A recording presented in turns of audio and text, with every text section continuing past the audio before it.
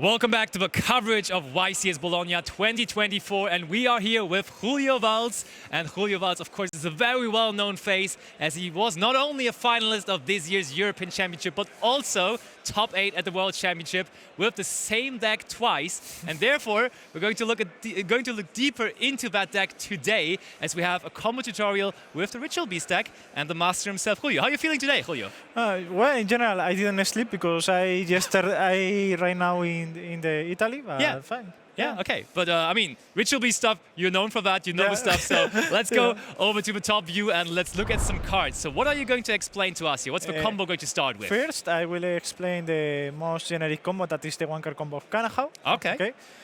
For this combo, you don't need more extra cards in hand. Just the Kanahau. Okay, that's lovely. Kanahau has the effect to banish any Ritual Beast card, and in 2 turns you take back. It's like a gold sarcophagus effect. True. Yeah, I mean, the crazy thing about him is he's so old that it's like not once per turn, not a hard once per turn, which is really cool. The limits of this deck are that all the cards can only special summon 1 time. That's very important, yeah. Sometimes you can lose track of that. Yeah. Okay, so what are we banishing? The card that we will banish is the new Spiritual Beast Lara. Yes. That this card, when it's banished, summon any Ritual Beast monster from the deck. All right. Here, when you are starting with the Kanahau, this means that you will have more cards in your banished stone. So you will use the summon of the Tamer that summons from graveyard, and you will keep the one that summons from banished stone. Okay. Here, we have a Tamer and a Spiritual Beast monster, and we can make a contact fusion. Oh yeah, contact fusing. Let's go. For the Ulti Kanahau. That's not going to be the last time we see that guy. Okay, so Ulti Kanahau now is going to activate its effect, right? It has 2 effects. The first one is target 2 Ritual Beast cards to put to the graveyard. Yeah. And the second is a cost put to the extra deck to summon a Spiritual Beast monster and a Tamer. The crazy part of the new support is that this card is both. So it comes a Spiritual monster and That's really a strong, Tamer. yeah. So this card is already summoned, so I summon the Lara and the Kanahau, and this one goes to the graveyard, and I search, in this case, the Gwen.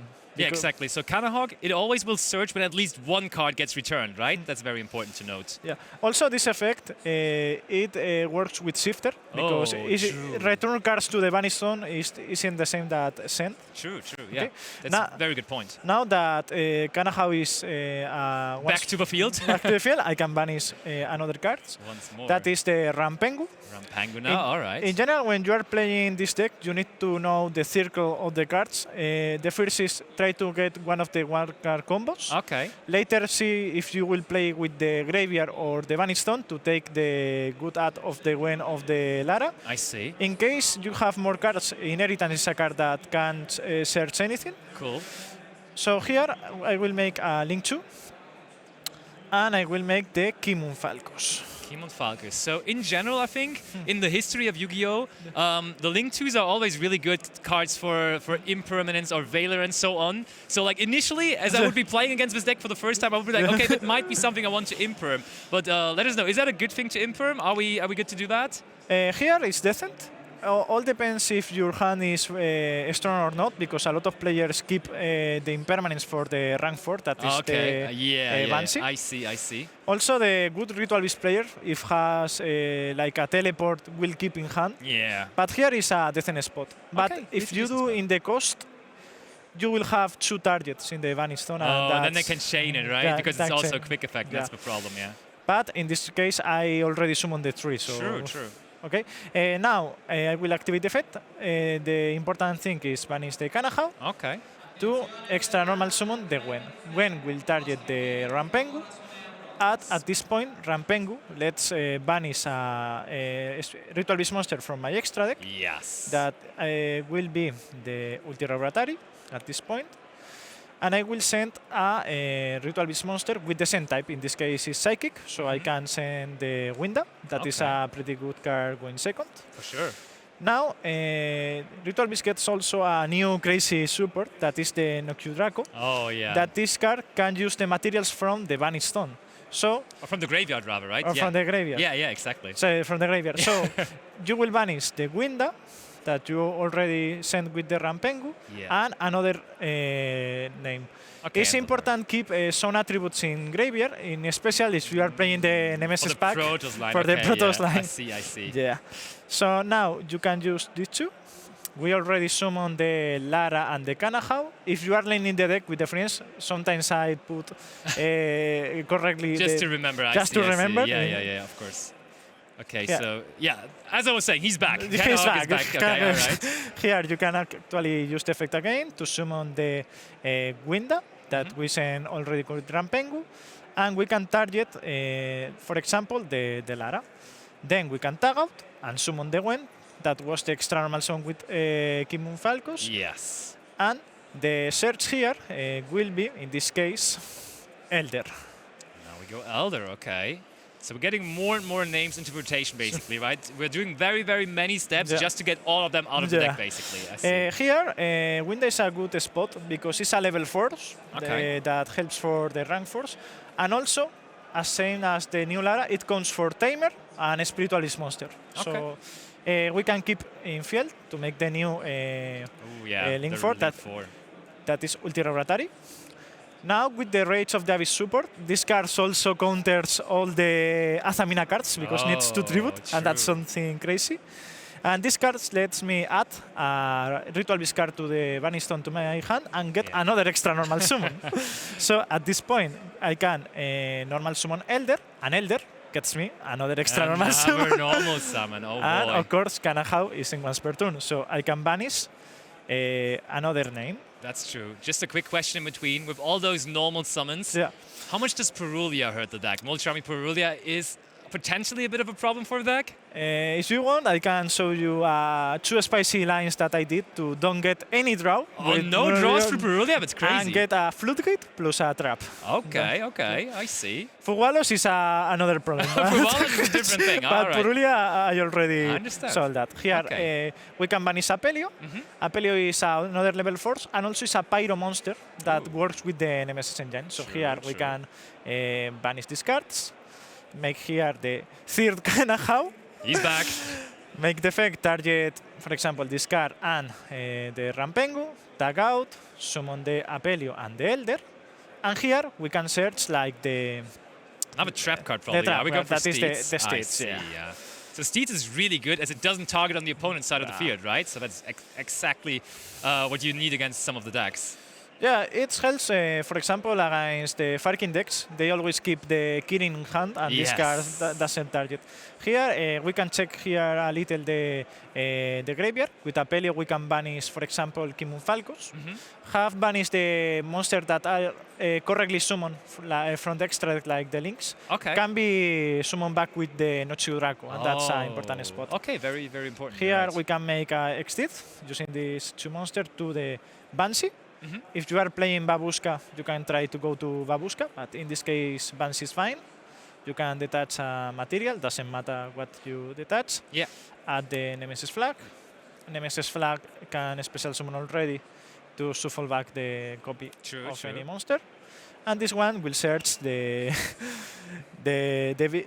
almighty Protos. The Protos, or here we can play the corridor. What do you think about that at the moment? Is that good enough at the moment? Because I think at Euros we saw you in the feature match plenty, and also at the World Championship, of course, and you were usually going for Protos, right? That's what you were trying to do literally all the time. So do you think it's worth it at the moment for maybe also putting that Colossus in? If we see the Niagara, YCS and Guayaquil, all the decks are Tempai or Fire King or Sneak Eye, so it's similar. It's just still Protos, right? Still Protos, unless in my opinion. So here we have the Trap and Protos. We can banish the Banshee, a light monster that could be, for example, the Nokyu. We can steal here the Lara to protect any monster, and, for example, banish the Winda. Yeah, some people forget that, right? The Lara is basically like Summon Grade Bailings in the graveyard, right? When Ritual Beast cards get destroyed, she can just banish herself. And then the crazy part, she just actually activates the effect as a special, right? That's so good about her. Yeah, here we can special summon the Protos. And if Banshee is banished and we control a Pyro monster, we can summon this back. Nice. And here, it depends of what plays your opponent. For example, I will think that my opponent plays Fire. That is the most typical one.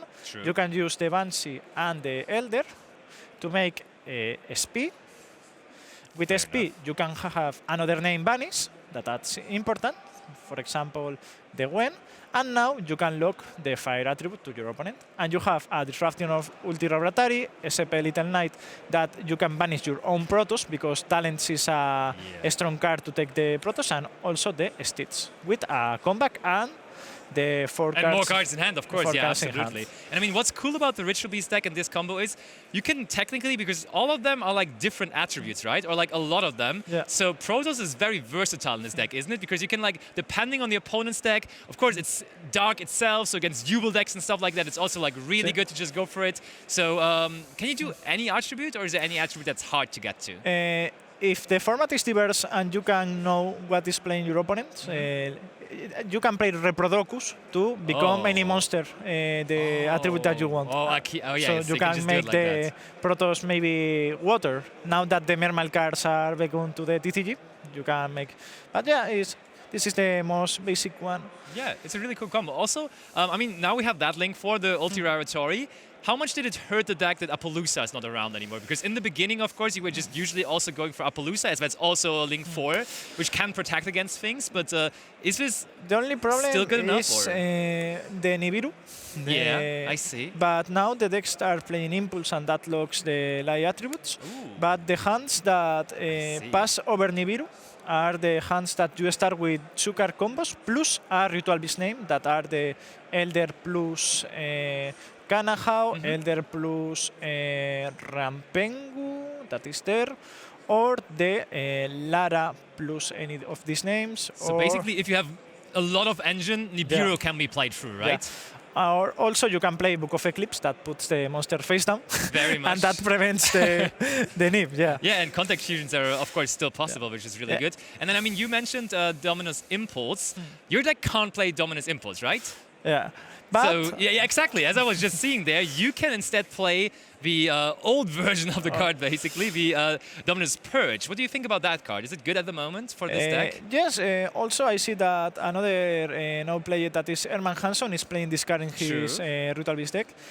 The problem is that you lose the Protos win second, because you can use fire or dark. I see. But for the future of the deck, that I think that the popular will be the hand trap one, you can still make in a solid board, making the Babushka that is Earth. Also, you can play cards like Cross Ship that has a good engine with the Dominus Purge. I think that is very good, but because in general you will have always a trap in graveyard to to have to get extra additional effect, of course. So what's interesting to see is Nibiru is probably the biggest problem for the deck. Of course, you say some of the hands will be playing through it, but like it's the most impactful card against the deck. But Nibiru is not in the format right now, as you were just saying, because usually people are more so trying to go for the Dominus Impact. So would you say the deck right now is in a good position for the format? For sure. For sure. Okay. I mean, you hear that from the man that made top 8 at the World Championship. Of course, Euros also in the finals, and you showed us how good this deck can be, and it's great to see that you're still going with the deck and you're still powering through. So thank you so much for showing us all those Ritual Beast combos, and so you guys at home should definitely make sure to also try that out yourself. Ritual Beast is a very, I would say, underexplored deck, because it's very complicated and has a lot of things to do, so it's very hard to pick up in the beginning. But then when you get used to it, as you can see, you can, for example, get into the top 8 of the World Championship even. So thank you for the deck profile here with us. And everyone, we go back to the live coverage of YCS Bologna, so see you soon for more content.